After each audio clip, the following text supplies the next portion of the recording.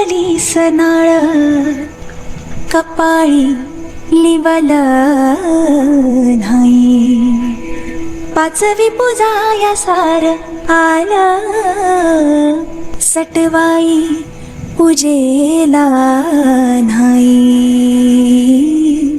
तरी दिस अंधारला दिसा माझी आगर, कधीतरी देवा माझ्या देवावानी वागरा, दिसा उजाडता कार अंधार तू केला, अंधारात दिस कोंडला खेळ मांडला. Hello everyone and welcome to honestly insane. माझं नाव आहे राज सोडे आणि आम्ही आज कुठे आलेलो आहोत तुम्हाला कळालंच असेल. काल आपण काय केलं होतं, कारण आम्ही तुम्हाला सांगितलं होतं की उद्या एक सरप्राईज आहे जे आम्ही प्लॅन करून ठेवलेलं आहे आणि ते सरप्राईज पूर्ण करण्यासाठी आम्ही लगभग 300-350 किलोमीटर दूर जालना जिल्ह्याच्या पुढे एक गाव आहे परतूर आणि त्याच्याही आतमध्ये वलखेड नाव पण लक्षात राहील. तो वलखेड नावाच्या खेडे गावात आलेला आहे. तर तिथून प्रभू आहे. म्हणजे तुम्ही विचार करा, आम्हाला पुण्यातून एका रुरल एरियामध्ये येऊन एक गाव शोधायला एवढी डिफिकल्टी झाली आहे. तर त्याच्या हिशोबाने एक मुलगा अशा गावातून निघून महाराष्ट्राचा सगळ्यात मोठा जो रियालिटी शो आहे तिथे जाऊन तो गेम गाजवतो. तर त्याच्यासाठीच आम्ही आजचा इंटरव्ह्यू हे जे आहे सेटअप हे सगळं अरेंज करून ठेवलेलं. तर मी आज याच्यासाठी मी फक्त सूरज हा जो आहे प्रभूचा भाऊ याला भेटण्यासाठी आणि ओनली बिकॉज ऑफ याच्या कॉर्डिनेशनमुळे हे सगळं पॉसिबल झालं. कारण हा मुलगा खूप ऍक्टिव्ह आहे. बघायला गेलं तर मग विचार करा की यांना प्रत्येक माणसाचं एक गॉड फादर असतो, पण इथे गॉड ब्रदर दिलाय देवाने. तर खरंच या मुलाचं कौतुक करायला हवं पहिली तर गोष्ट. तर हा आहे सूरज, हा आहे प्रभूचा भाऊ, हे आहेत प्रभूचे वडील आणि या आहेत प्रभूच्या मम्मी आई. तर तुम्हाला कसं वाटतंय प्रभू घरात आहे तर तुम्हाला आठवण येते प्रभूची? आठवण पण येते आणि खूप भारी पण वाटतंय आणि प्राऊड फील होतंय ना. हा लय मस्त. म्हणजे एक मुलगा तुमच्या आजूबाजू तुमच्या सोबत राहणारा तुमचा भाऊ स्वतःचा एवढ्या गावातून शहराकडे जातोय, किती मोमेंट भारी आहे. प्राऊड मोमेंट आहे. कधी सोचलं पण नव्हतं की एवढ्या मोठ्या शो मध्ये रियालिटी शो मध्ये जाईन माझा वा. कधी मामाच्या घरी कुठं पण आम्हाला फोन राहिलाच नाही राहिले नाही कधी. आणि आता बघा बिग बॉसच्या घरात राहायला गेलाय. असंच असतं. तो म्हणलाच होता की मी ज्या वेळेस समजा तुम्ही जर समजा असं रडताय, आम्ही रडत होतो ना सुरुवातीला की समजा की आम्ही कधी सोडलं नाही, त्यांनी पण सोडलं नाही, पण आम्हाला रडू आलं होतं. ते म्हणला हे बघा रडू मला पण येत आहे, तुम्ही तर मला बघता पण मी कोणाला बघणार आहे. आणि जर मी समजा तुमच्यासारखं रडलो तर मी पुढे जाऊ शकणार नाही. परत रडायला आलं पण त्यावेळेस सासरू आहे ना डोळ्यामध्येच राहिले. बाप आहे ना शेवटी, है ना. बाप असल्यामुळे या गोष्टी भावना लोकांना तर असतातच की आपला पोरग चालले. आणि मेन म्हणजे प्रभूचा कसा सीन आहे ना, प्रभूची जर्नीच वेगळी आहे. भटके जर्नी असते ना ज्याला म्हणतो आपण. म्हणजे जसं कॉन्टेंट क्रिएशन मधला प्रभू आणि बिग बॉसच्या घरातला प्रभू या दोघांमध्ये खूप डिफरन्स तुम्हाला दिसायला बघायला भेटते आहे ना. तर या दोघांमधला जो काही डिफरन्स आलेला आहे ना त्याच्या मागचं रिझनच आम्ही बघायला आलेलो आहोत तिथे की नेमकं कसा प्रभूचा प्रवास चालला पुढे. कसं म्हणजे प्रभूचं तुम्ही लहानपणापासून थोडंफार आम्हाला सांगा की कसं त्याचं शिक्षणाच्या बाबतीत किंवा जन्माला आल्यापासून किंवा प्रत्येक गोष्ट हळूहळू कशी पुढे चालत गेली ना प्रवास पूर्ण इथपर्यंत आला. सुरुवात म्हणजे कसं आता जे जन्म घेतो तो वाढतो, लहानचा मोठा होतोच. आता त्याला बी जसा जन्मला तसा 4-5 वर्षाच्या नंतर त्याला शाळेमध्ये टाकलं. शाळेमध्ये टाकल्याच्या नंतर मग 2-3 वर्षांनी तिसरीला होता त्यावेळेस हा जन्मला, सूरज झाला. मग छानच वाटलं. आणि नंतर शाळेमध्ये जाता जाता तो 8 वर्षाचा होता. म्हणजे 8 वर्षाच्या नंतर म्हणजे 8 वर्षाच्या नंतर नेमकं समजा प्रॉब्लेम त्याला सुरू झाला. रक्त त्याचं कमी झाला. आम्ही ऊस तोडायला आमच्या बहिणीच्या इकडे होतो. इकडं घनसावंगी तालुका आहे, भद्रेगाव गाव आहे, त्या गावात आम्ही ऊस तोडायला होतो. तर मग तिथं त्याला रक्त कमी झाल्याच्या नंतर डॉक्टरने सांगितलं याला ब्लड कमी झालंय, तुम्ही दवाखान्यात जा आणि भरून घ्या. ताप आले होतात हा आणि गेल्या घरीच होत. मग त्याला दवाखान्यात नेलं घनसावंगीन. मग ते म्हणले इथं ब्लड भरायला तर नाही, म्हणले तुम्ही जालन्याला भरू शकता. मग तिथं गेल्यावर तो पहिल्याने भरलं, तेव्हापासूनच त्याला तो तसा प्रॉब्लेम 1-2 वर्षांनी चालू झाला. आणि अशा स्टेपला आला. सगळं काय केलं म्हणजे भरपूर ठिकाणी दाखवलं. असं नाहीये की एका स्टेपवर आपण थांबलोय म्हणून. पण तो ह्याच्यानंतर हा बी 8 वर्षाचा झाल्याच्या नंतर याला बी राईट आज 4 झाला आणि मग दोघांना पण लक्षात आलं की दोघांना पण झालं. त्याच्या मागे काही रिझन सांगितले डॉक्टर? ते म्हणले थॅलेसेमिया आजार आहे, थॅलेसेमिया मेजर म्हणून. म्हणजे ते होण्याच्या मागचं रिझन काय बोलले की याच्यामुळे होते काही critical? आहे म्हणा त्याचा काही असं काही खुलासा केला आम्ही तर पैसे भरपूर लागतात. हे बघा काही म्हणजे एवढा आजार पण मी तुम्हाला अगोदरही रिव्ह्यू मध्ये बरेचदा बोललो की एखादी व्यक्ती अशा कंडिशन मधून येते ती आयुष्याशी कोणकोणत्या परिस्थितीला तोंड देऊन येते, कशा प्रकारे हा लढा चालू त्याच्या आयुष्याचा. म्हणजे लहानपणापासून एक तर लहान वय म्हणजे ते पण टीन एज नाही, 10 वर्षाच्या आतमध्ये एखादा आजार आहे हे कळणं, नंतर त्या गोष्टींसाठी मग आई वडिलांची धावपळ सुरू होणं, हॉस्पिटलचे चक्कर मारणं, त्याच्या त्या आजाराचं एवढं मोठं म्हणजे खर्च पण आहे, ते सगळं ते लोक ऍडजस्ट करतायत इकडून तिकडून कसं आहे तेव्हापासून. म्हणजे हा लढा म्हणजे तो आता वर्षा खरंच आपल्याला दिसतोय की तो या स्पर्धेसाठी जीव तोडून मेहनत घेतोय, तो या स्पर्धेसाठी एक लढा देतो. पण हा लढा फक्त त्याचा आत्ताचा नाहीये, तो आयुष्याची लढा देत आलेला आहे इथपर्यंत. म्हणजे 8 वर्षाचा असलेला मुलगा आतापर्यंत एवढ्या सगळ्या गोष्टी करत चाललाय आणि आपल्याला अचानक एक दिवस तो टीव्हीवरती दिसतोय तेव्हा आपल्याला कळतं अरे ही लढाई तर आत्ताची नाहीच आहे, ही लढाई खूप दिवसांपासूनची आहे, खूप वर्षांपासूनची. म्हणून कधी कधी मी रिव्ह्यू मध्ये त्याला बोलत असतो की अरे हा मुलगा मला नॉर्मल असा नाही वाटत, हा ऑलरेडी खूप एक्स्ट्रा ऑर्डिनरीच आहे ना. बरोबर आहे. ठीक आहे, तर मला तुम्ही हे सांगा की त्यावेळेस कळालं आता मग तुमचं हे सगळं मॅनेजमेंट तुम्ही करताय, त्याला दर महिन्याला रक्त वगैरे आता तर महिन्यालाच भरावं लागतं, महिना दीड महिना 15 दिवसाला. तसं भरलं तर चांगलंच आहे. पण आता तुम्ही तर बघितलं, तुम्ही आलाय आता एक ग्रामीण भाग इथून परतूरून जालन्याहून पहिलं औरंगाबादला, आता जालन्याला जातं. पहिलं पण जायचं इथून भिक्षा तर मग कधी कधी 4-8 दिवस इकडं कामाधंद्याच्या हिशोबाने होतात. आता कंटिन्यू त्याच टायमिंगला त्याच्याला जाणं होत नाही ना, मागं पुढे होतात. मागं पुढे झाल्यावर मग त्याला जास्त कमी हे होतं, त्रास होऊ शकतो. त्रास होतो. हे आता चालू असताना म्हणजे कसं की त्याला समजा हा त्रास चालू होतात आहे ना, समजा काय त्याला होताच आता होतात हा. आणि त्याच्यानंतरून अचानक म्हणजे तुम्हाला त्यावेळेस पैशांचा थोडा इश्यू झालाच फायनान्शियल. नाही पण ह्या मुलांनी हे कॉन्टेंट क्रिएशन डोक्यात आणायची आयडिया कोणाची होती? ती दोघांचीच, म्हणजे पूर्ण तुमच्या दोघांची idea. मे ड्रायव्हर आम्ही पहिले व्हिडिओ बनवायचो एक साधा गाडी जवळचा असायचं ना, तीच कंटिन्यू केला. यातला तर माझा एक जुना मोबाईल होता, तो रात्री आलं की बघायचे, त्यांना मी देऊनच टाकला. त्याला नशीब म्हणायचं की खरंच या लोकांचं एवढं कुठून आलं हे डोक्यामध्ये की आम्ही आता कॉन्टेंट बनवणार दोघं भाऊ मिळून. माझ्या भावाचं एकच स्वप्न होतं की मी काहीतरी भविष्यात काहीतरी मोठं करून दाखवणार. त्याला वाटते मग बोलला की काही काम धंदा होत नाही. मग मी व्हिडिओज काढू व्हिडिओज काढायचा तर पहिलं एक एवढा EMI चा फोन होता, त्याचा व्हिडिओ काढायचा, व्ह्यूज नसे येत, लोक हसायचे, बोलायचे नाही अरे जाय रे काय व्हिडिओ काढतो रोजची रोज, बघ व्ह्यूज ना लाईक येत तुला. तर आणि एक तर फोन पण गरम व्हायचा, चलत नसं, बॅटरी नव्हती पुरत. तर रागा ते फोनच फोडून टाकला त्यांनी. लोक हसायचे रडा आणि आईसोबतच वावरात जायचं, कापूस याचायला.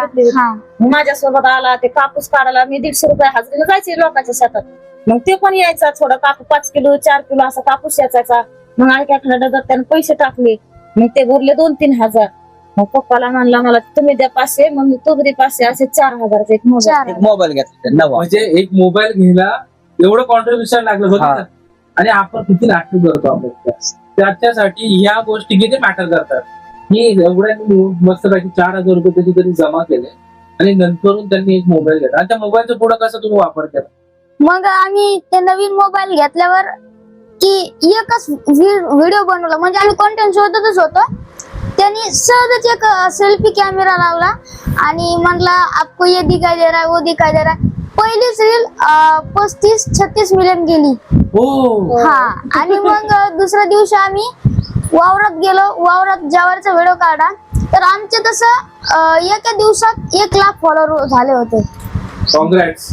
असं बघितलं, असंच असतं नशीब आणि मेहनत. मला फोन गाडीवर, मला फोन, मी तिकडे होतो लातूरच्याच पट्ट्याला होतो, मला फोन अरे यार तुझं पोरग आहे का ना असं तसं. म्हणजे मी त्याला 1-2 वेळेस गाडीवर नेलं होतं, म्हणजे पहिल्याने बघितलं होतं ना. आणि तोच मुलगा आज त्याच्यावरती सलाम म्हणजे व्हायरल झाला. व्हायरल काय असतं ते मला पण माहिती नव्हतं. अच्छा, हा. बघितलं, व्हायरलचा अर्थ माहिती नसताना व्हायरल कसं होणं याला प्रभू जिम्मेदार आहे. म्हणजे किती छान प्रकारे या लोकांचं पूर्ण आयुष्यामध्ये एक चेंज यायला सुरुवात झाली फक्त एका छोट्याशा आयडियामुळे आणि एका छोट्याशा जिद्दीमुळे, की एक मोबाईल हवा होता त्याच्यासाठी एवढी मेहनत त्याच्या मागे, आईची मेहनत, भावाची मेहनत आणि वडिलांची मेहनत, ते एक छोटंसं कॉन्ट्रीब्युशन आज प्रभूला बिग बॉसच्या घरात घेऊन गेलं. ठीक आहे. तर आता मला तू हे सांग की कॉन्टेंट बनवताना लोक बरेच बोलतात की हे ना हा असा आहे, दिसायला असा आहे, हे ह्या बऱ्याच काही गोष्टी होतात. नाही, ट्रोलिंग होतच असते, ही नाही. तर 100% खरी हा. गोष्ट आहे. तर मग तुम्ही ही ट्रोलिंग कशी हँडल करतात दोघं जण? नाही, आम्ही त्याच्याकडे दुर्लक्ष करतो, त्याच्याकडे लक्ष देतच नाही. हा, ते म्हणतो मला कोणी हसू द्या, कोणी हा. नाव ठेवू द्या, पण मी त्याच्याकडे लक्ष देऊ द्या. कोणी मला काही केलं तर मी पुढे चालणार. मी त्याला बोलत होतो, अरे बघ म्हणलं हे कमेंट कसे येतात, कशाला काढतो, लोक म्हणतात तुला मेलेला बरा, तो काळ्या असा आहे तसा आहे. तो म्हणायचा पप्पा लोक तो हसलेले म्हणतात, चांगले आहेत. पण मी जिवंत आहे ना, जिवंत असतानाच मला सगळं काय करून दाखवायचं, मेलं तोडत किंवा मला हुशार करायचा, म्हणजे एवढं शिकवायचा तो. म्हणजे आहे त्याचं माइंडसेटच वेगळं आहे. ते विनर लोकांचं माइंडसेट असतो ना, तो अशाच प्रकारचा असतो की मला फरक नाही पडत. आणि खरी गोष्ट आहे, मी माझ्या रिव्ह्यू मध्ये पण बऱ्याचदा या गोष्टी बोलत असतो की प्रभूकडे जर आता कॉन्टेंट नसतं किंवा त्याच्याकडे काही एखादा प्लॅटफॉर्म नसता असा इंस्टाग्राम किंवा युट्यूब सारखा, तर त्यांनी केलं काय असतं? काही केलं नसतं, घरीच असतं तो. कारण आजारपणामुळे ते बाहेर जाणं शक्य नसतं झालं त्याला. आणि आई वडिलांनी मेहनत करून सगळ्या गोष्टी इकडून तिकडून अरेंज केल्या असतात, पण ते आपण किती मॅक्झिमम लेवलला माहित नाही आपल्याला. पण प्रभूने, त्याच्या भावाने, या दोघांनी एक गोष्ट दाखवली आहे स्पष्टपणे की नाही, या गोष्टींपासून आम्ही हार मानणार नाही. कॉन्टेंट क्रिएशन मध्ये दोघांचा हात कोणीच पकडू शकत नाही. प्रभू व्हिडिओही बनवतो, एडिट पण करतो. हा पण व्हिडिओ बनवतो, हा पण एडिट करतो. म्हणजे दोन्ही भावांना फॅसिलिटीची गरज पडली नाही की आता आम्ही कुठे शहरात जाऊ, नाही कुठं शिकू, नाही, आम्हाला ही टेक्नॉलॉजी माहिती करून घ्यायची गरज आहे, असं काहीच झालेलं नाही. प्रभूचं शिक्षण किती झालं होतं? तो 8वी पर्यंत गावात जिथपर्यंत शाळा आहे, तुम्ही तर बघितलं रस्ता 7 किलोमीटर इथून गाव आहे. हा. बस इथं 8वी पर्यंत होती. 9वीला टीसी तिथं टाकलेली नुसती. मग कधी जायचा पण गेलाच नाही. आणि त्याच्यानंतर सायकल हाणता येत नव्हते त्याला. हा. त्याला कधी चक्कर आली, पडला, पाण्या पावसाचे दिवस, थंडीचे, उन्हाळ्याचे, परत कधी त्या काही. टायमाला बस नव्हती, बस ऑटो नव्हते, नव्हती. काय नव्हते. हा. सर लोक पण म्हणले बस झालं, म्हणले त्याचा जीव असा आहे, म्हणले नका पाठवू करतो. म्हणजे आम्हाला बरोबर नाही वाटत. आणि तब्येतीच्या आणि हा पण तसाच. तर मी म्हणलं नको, मग आता काय जसं असेल तसं, कधी मग जायचा कधी यायचा. मग काय 4-8 दिवस तिकडं दवाखान्यात, असं इकडं जाणं येणं चालू. दोघांनाही आता सध्या हे आहे ना, हा दोघांना हे फक्त म्हणजे रेल आहे, जे आहे ते रेल हो, आहे. ते खरंच आहे. त्याला पण भरतोय आणि याला पण ब्लड भरतोय, दोईला पण महिना 1.5 महिन्याला नाही, बरोबर. काय लोक कमेंट करतात नाही. हा म्हणते त्यांना अनुभव नाही, पण काही लोकांना जे माहिती आहे ना, खरं राहील माहिती आहे ना. आता बघा पण घरदार आमचे आहे हो, आणि हे असं नाही की आम्ही गरीब आहे. नाही, नाही, गरीबीचं गरीब नाही आहे तुम्ही लोक. नाही, गरीब हा शब्द आहे ना, कुठे येऊन जातो माहिती का? गरीब हे सगळेच असतात, पण हा. जी वागणं आहे ते आहे आणि जे राहिलं आहे ते स्वभाव. आहे. बस. एक स्वभावाचा एक प्रकार असतो गरीब, तो स्वभाव दिसून येतो इथे आल्यानंतर. आणि सत्य बोलणारी लोक, सत्य खरं बोलणारी. नाही, खरंच आहे. प्रभूचा म्हणजे बोलण्यात आणि खऱ्या परिस्थितीत 100% मिळतं जुळतं वातावरण. बस बस घरामध्ये हेच. जेवढी जागा त्याने घरात सांगितली बिग बॉसच्या, तेवढीच जागा आहे. है ना? हा, तो. सिंपती काय खेळत नाही, तो जे सत्य तेच सांगतो तो. तर मला सूरज एक गोष्ट अशी सांग की ज्यावेळेस ट्रोलर्स ट्रोल करतात, हा. कमेंट टाकतात त्याच्या दिसण्यावरून, हा. रंगावरून, हा. आणि बऱ्याच काही गोष्टी अशा असतात की लोक म्हणतात की हे काय मुद्दामून करायचा प्रयत्न करते आणि याच्यामुळे याला काही प्रसिद्धी भेटणार आहे. तर ह्या सगळ्या काही गोष्टी येतात कमेंट सेक्शन मध्ये, हा. वाचल्यावरती किंवा कोणाकडून कळाल्यानंतर. हा. तर प्रभूची फिलिंग काय असते? काय आता वाईट तर वाटतंय, पण या अशी परिस्थिती असल्यामुळं काही करू शकत नाही. मला हे सांगा, ज्यावेळेस पहिल्यांदा बिग बॉसचा तुम्हाला कॉल आला हा.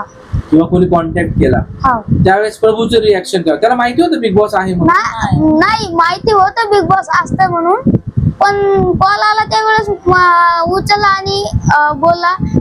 ते बोलले लोक की मी बिग बॉस म्हणून बोलतो. प्रभू बोलतो मजाक करू नका. बिग बॉस, मी या अशा परिस्थितीचा माणूस आहे, मला बिग बॉसचा कधी कॉल येईल? तर ते बोला तुम्ही मस्करी करू नका. ते लोक बोलले आम्ही खरोखर बिग बॉस मधूनच आहात. तर यांनी कॉल कट केला, त्यांनी परत केला आणि Manager आहे का? ते बोलले तुमचा मॅनेजर आहे का? तर प्रभू बोलला हाय. तर मग मॅनेजरचा नंबर आला, मॅनेजर बोलला आणि मग मॅनेजर सांगतं की तुम्ही खरंच बिग कोणाला? बॉस मध्ये चाललात आणि अच्छा. खरंच ते बिग बॉस मधले आहेत. वाव. एवढा खुश झाला तो नाचूच लागला, खूप भारी वाटू लागलं. पण ठीक आहे, एक अचिव्हमेंट आहे गाईज. म्हणजे तुम्ही विचार करा की एक असा कॉन्टेंट क्रिएटर आहे की ज्याला खरंच स्वतःसाठी तो फक्त करणार होता हा. कॉन्टेंट क्रिएशन, फक्त माझं. मग ते माझं कधी त्याचं राहिलंच नाही, ते पूर्ण महाराष्ट्राचं कधी होऊन गेलं कळालं नाही. त्याला बिग बॉस कडून कॉल येतो, ही खरंच खूप मोठी अचिव्हमेंट आहे की एवढ्या सगळ्या पब्लिक मध्ये म्हणतात की 350 क्रिएटर म्हणतात, क्रिएटिव्ह टीम बोलते की 350 पेक्षा जास्त लोकांचे ऑडिशन घेतले आणि त्या परिस्थितीमध्ये बिग बॉस कडून प्रभूला कॉल येणार आणि प्रभूचं सिलेक्शन होणार. That's all. खूप चांगली गोष्ट आहे, अचिव्हमेंट आहे. आणि मग तुम्हाला ज्यावेळेस कळालं की हा हे तर फिक्स आहे, आता आपल्याला लेकराला पाठवायचंच आहे आता तिकडे, हा. मग त्यावेळेस तुम्ही काय म्हणजे काय अशी परिस्थिती होती तुमच्या मनामध्ये? आता परिस्थिती अशी होती, विश्वास नव्हता बसत. पण आता हे जे बोलले होते लोक, हा. मॅनेजरने फोन केला असं तसं. आता मॅनेजर बी आपल्यावाले नवीनच होते त्या टायमाला, पण आधी आपल्याला कान झालेलं होतं आयडीचं असं तसं. इंस्टाग्राम 4 महिने 5 महिने गेलेली होती. पण म्हणलं लोक काही करत असले तर, पण आता विश्वास नाही ठेवावं तर लागणारच आहे. जे असेल ते, पण म्हणलं कोणालाच काही बनवू नका, जेव्हा जाईल त्यावेळेस सत्य. अशा परिस्थितीवर मात ठेवून पुढेच गेलो होतो. छान गोष्ट झाली. म्हणजे एक तर काहीतरी झालं तुमचं की व्यवस्थित एका आपण अफवा नाही पसरली बा, कोणाला Yes. नाही म्हणलो की असं आहे ना असं हसू ना हम्म. हे न ते नाही. जे आहे ते मनात ठेवलं. जेव्हा जे सत्य दुनियेला दिसल तेव्हा सत्य व्हायला आपल्या मनाने नाही केलं. म्हणजे एका पर्टिक्युलर रिजन मधून आलेला आहे तर त्याचं बिहेवियर असं राहील की आता मी कसं काय ऍडजस्ट होईल. जसे बाकीचे लोक झाले इंटिमिडेट झाले, प्रभूमध्ये ही गोष्ट दिसली नाही. तो कॉन्फिडन्स जो बनवलेला आहे त्याने स्वतःला, तो मेंटेन आहे घरामध्ये. तो घाबरत नाही कोणाची पर्सनॅलिटी, नाही. कोण घाबरत नाही. अरे विशाल आला एवढा मोठा दिप्पाड माणसासारखा, तो घाबरत नाही या गोष्टी है ना. आता काही लोकांनी त्याच्यावर काही एक कंटेंट काढलेले आहेत बाहेर हा. की प्रभू तुम्हाला सिम्पॅथी कार्ड खेळतोय आणि त्याचे व्हिडिओ बघा. आहेत, मी नाही म्हणत नाही, पण जे जगाला महाराष्ट्राला सगळ्या समजा जे दुनियामध्ये चाललेलं आहे आणि त्याला फोन येत होता, ते मुलींसोबत काही फोटो व्हिडिओ काढलेले आहेत ना, ते आहेत थोडे घाण आहेत. पण ते घाण आपल्या मनात जर धरले तर घाण आहेत, पण ते मनापासून निर्मळ आहेत. हा. त्याच्यामध्ये दुसरा काहीच विषय माझी नाही. बहीण आहे मग. हा. त्यांनी काढलेले व्हिडिओ आहेत, त्याच्यावर बरेचसे समजा कमेंट काही असे व्हिडिओ लोकांनी पोस्ट केलेले आहेत, ते आम्ही पण बघितले. तर पण लोक यार म्हणलं जाऊ द्या, चला म्हणलं कसं असतंय. आणि पण काही ते- लोकांनी छान पण कमेंट केले, तर काही लोकांना आवडलं. पण तो कसं आहे की तो याच्यासाठी नाहीये, फक्त क्रेट आणि हसण्यासाठी असा पुढे घेऊन चाललेला होता. आणि काही लोकांना चांगलं वाटलं, काही लोकांना वाईट पण वाटलं. तर मी पण बोलले त्याच्यात मग, आपण काही नाही म्हणलो, तू किती चला. दिवस जाणार तर म्हणलं ते व्हिडिओ बनत होतो पहिला, पण आता नव्हता बनवत. कारण त्याला कळत होतं ना की आता व्हिडिओ कसे बनवायला पाहिजे कसे नाही. मग त्यांनी पहिलं- स्वतः त्यांनी विचार करून त्यावेळी बनवलं त्याने, कारण त्याला माहितीच नव्हतं ना जास्त, त्यासाठी ते बनवले होते. आणि मग नंतर कळायला लागलं त्याला की असे व्हिडिओ नाही बनवत. त्यासाठी त्याने आता व्हिडिओ नाही बनवलेले, ते बरेच बंदच दिवस करून झाले. हा, ते व्हिडिओ बंदच करून टाकले पण त्याने. प्रोग्रेस आली त्याच्यामध्ये, हा. प्रोग्रेस दिसते त्याची पूर्ण हा. की पुढे आता त्याला कळतंय की कोणता कॉन्टेंट आपण ठेवायला हवा, कोणता हा. नाही. आणि आता एक ओळख झाल्याच्या नंतर जेवढे लोक ओळखतायत त्याला आता महाराष्ट्रात, कदाचित त्याचं कॉन्टेंट बदलेल. हे बघा, कधी कधी ना आपल्याला असं वाटतं की आपण कॉन्टेंट बनवलाय आणि तो कॉन्टेंट चालला नाही, तर लोक आजच्या डेटला कोणती लेवल क्रॉस करतात. मला असं वाटतं की प्रभूनी खरंच एक अशी व्यक्ती आहे ना, त्यांनी जर हे केलं असं कदाचित तो आज आपल्याला दिसलाही नसता. मला असं वाटतं का सगळ्या गोष्टी ना हे बिंदू एकमेकांना जुळत गेले आणि फायनली प्रभूला अशी एक ऑपॉर्च्युनिटी भेटली तिथं तो येऊन सांगू शकतो की मी अशी व्हिडिओ बनवायच्या मागे कारण करतो. मला काही चुकीचं वाटत नाही त्याच्या कोणत्याही व्हिडिओच्या बाबतीत आणि त्याच्या बिहेवियरच्या बाबतीत. कारण निर्मळ माननाचा माणूस लगेच लक्षात येतो. तन्वी सोबत तो बसतोय उठतोय, त्याची बहीण येते. बऱ्याचदा तुम्ही बघितलं असं, खूप छान वाटलं आम्हाला. लय खूप छान बऱ्याचदा वाटलं. असं वाटतं की लोक असे कमेंट करतात, अरे बघा हा तन्वी सोबत वगैरे 20 वर्षाचा बोलतो स्वतःला. पण एक निर्मळ नातं राहू शकत नाही का? नाही राहू बरोबर शकतात ना. हे निर्मळ नातं दिसतंय तिथे. त्यांनी सांगितलं पण ना की मला पण तिच्यासारखी बहीण आहे आणि आहे ना, एक मुलगी आहे ना मला. मग तिचं लग्न झालंय, तिला 2 मुली पण आहेत.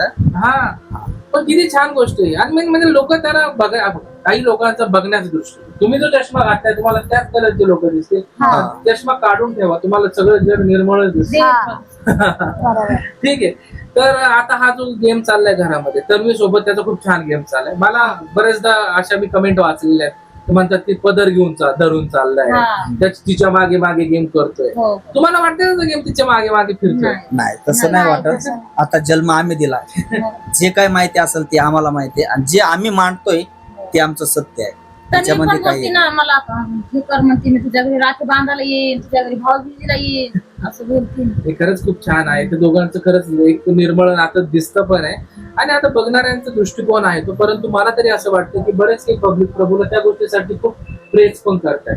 विशाल सोबत त्याचं एक वेगळं इक्वेशन आहे. तुम्हाला त्याचे पर्सनॅलिटीचे वेगवेगळे हे दिसतात, शेड्स दिसतात, ज्याच्यामध्ये तो विशाल सोबत वेगळा आहे, तो हिच्यासोबत तन्वी सोबत वेगळा आहे, तो परत राकेश सोबत वेगळा आहे, हो. म्हणजे रुचिता सोबत वेगळा आहे. याच्यावरून कळतं की त्याची एक स्वतःची थिंकिंग प्रोसेस आहे. नाही, सुरुवातीला आम्हाला वाटलं होतं हा. वाईट, थोडं समजून सांगावं म्हणून, पण ते नंतर भाऊच्या धक्क्यावर समजलं सगळं हा. काही आणि ते परत राईट झालं.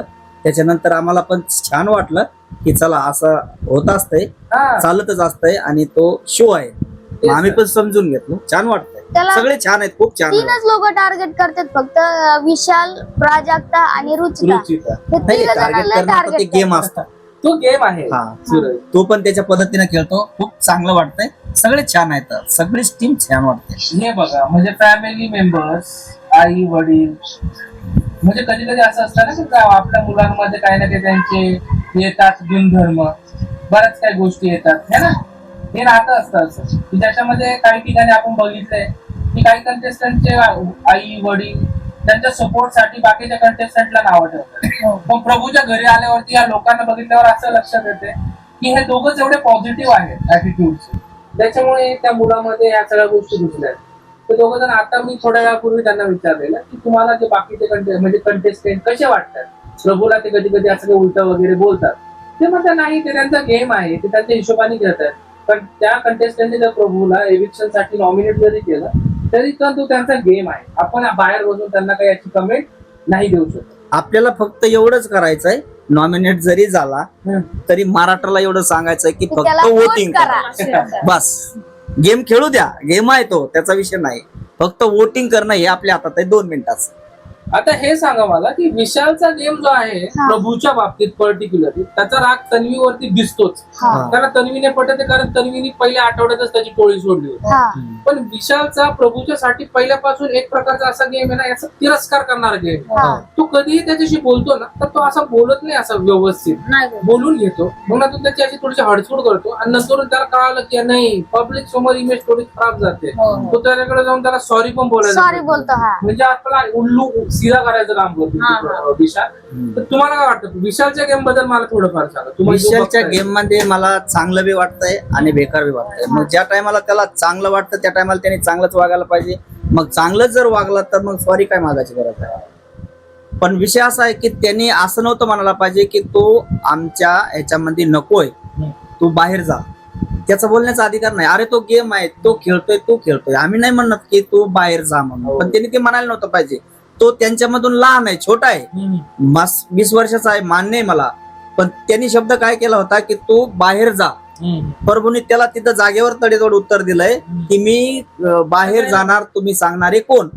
मला जायचं असेल तर मला महाराष्ट्र बाहेर बी घेईल आणि आतमध्ये बी ठेवील. मला महाराष्ट्राने वोटिंग केलेलं आहे म्हणून मी आतमध्ये आहे आणि मी अजून आतापर्यंत डेंजर झोन मध्ये गेलेलो नाही. तुम्ही सांगणारे कोण? त्यांनी जागेवर उत्तर दिलं. हे आहे कॉन्फिडन्स.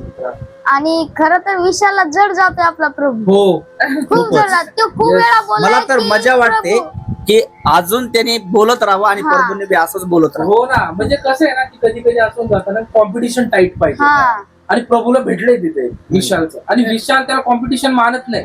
पण विशालला टेन्शन आले आता काय, हो. हा मुलगा एवढ्या दिवसांपासून घरामध्ये कसा काय. हा. त्याला आहे ना असं वाटतंय की नाही, इथे ना जे पब्लिक आलेली आहे ऑलरेडी, कॉन्टेस्टंट जेवढे आलेले त्यांना बघून तर असं वाटतं की यांना बाहेरून सपोर्ट करणारी पब्लिक. पण प्रभूच्या मागे कोण आहे नेमकं एवढं की त्याला आतापर्यंत हा गेम मध्ये, हे त्याला टेन्शन दिसतंय का त्याच्या. हो.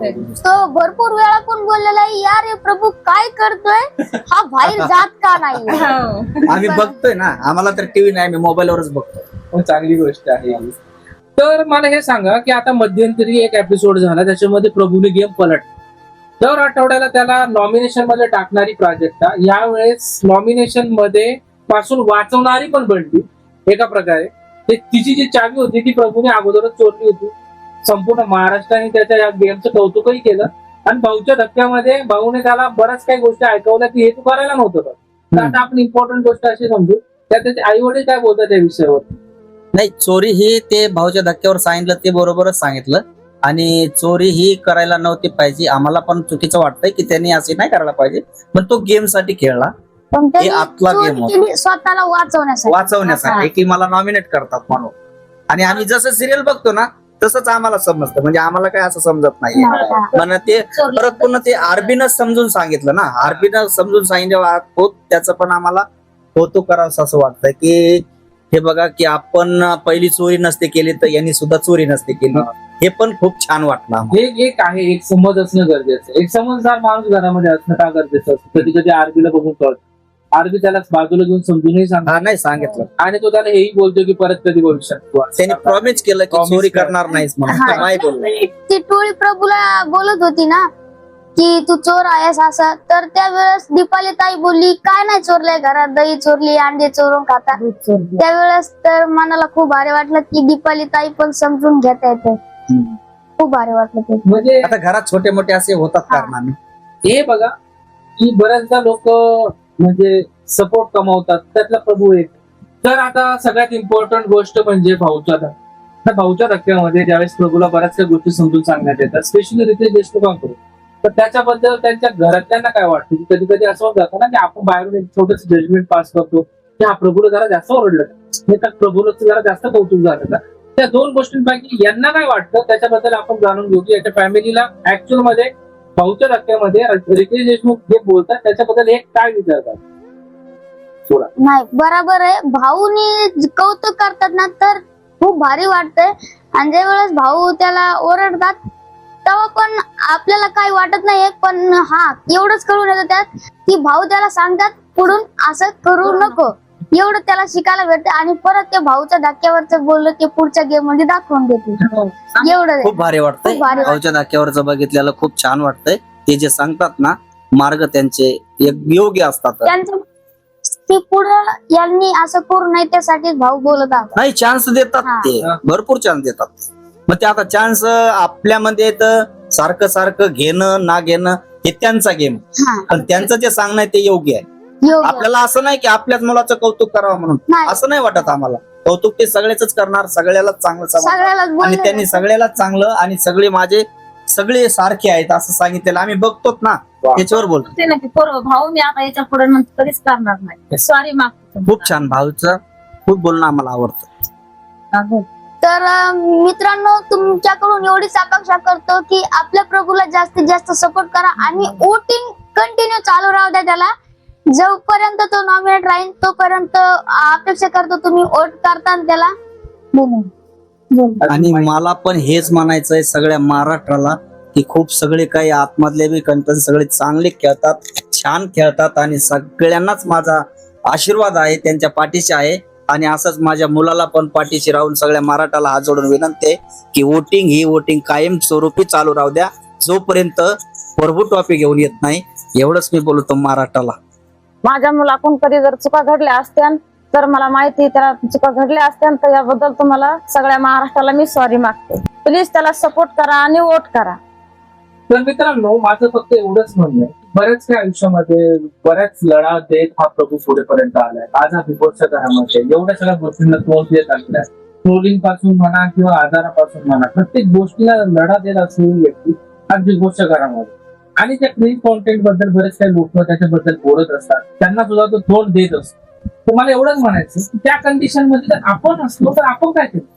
म्हणजे एक अशी व्यक्ती की जिला खरंच माहिती नव्हतं की त्याला एवढं पुढे सक्सेस भेटेल आणि एवढं काही त्याला पैसे पण भेटतील, त्याच्या आजारपणात त्याला काम येईल, म्हणजे हा योगायोग नाही. तर तुम्ही या कंडिशन मध्ये स्वतः असतात, मला हे सांग तुम्ही काय केलं असतं.